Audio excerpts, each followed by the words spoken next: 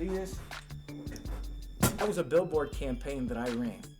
Good evening, everyone. A billboard sparks internet buzz, pitting a neighborhood's rights against criminals' rights. I just find it personally offensive. I've been the victim of a violent crime. What offends him is how people assume evoking the right to remain silent automatically makes a person a criminal. I had a Caucasian gentleman carrying a briefcase walking down the sidewalk, and the billboard said, you have a Fifth Amendment right to remain silent. Use it.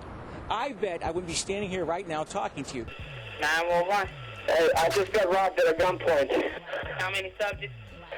4 males inside of a car, black.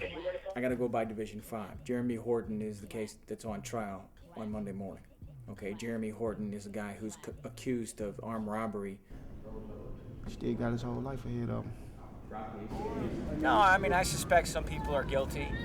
I never asked the question. Most good lawyers don't ask the question. But let's assume for a minute that somebody did do the crime and the state didn't have the evidence. Okay? Well, then those people are entitled to a fair trial.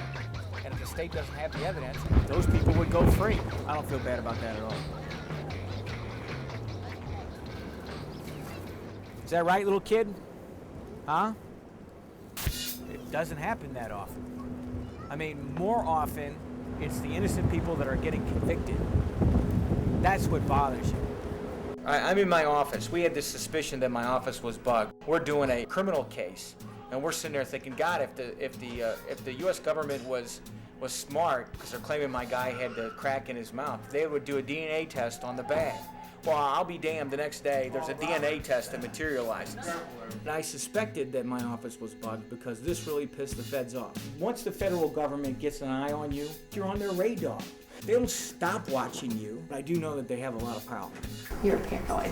I'm Jolene Taaffe. I'm the wife of Robert Taaffe. I was a public defender up until January of this year. I went private and joined my husband's firm. Hey, honey, remember Christian White? Yeah. You want to follow up on that? Having someone look over my shoulder and say, did you get this done? Did you do this right? Is a little annoying. I'll follow up on it, that's fine. Do you want to? I don't care. Then he questions me about 3 times about how I'm going to do them and when I'm going to get them done. Anytime he gets a chance to, give it to the cops, he definitely does. They look at us as if we are as bad as the criminals themselves. And all I'm doing is protecting the freaking Constitution, holding them in check. If there were no lawyers, assholes like me in court fucking with these guys, you know what I mean? It would be twice as bad.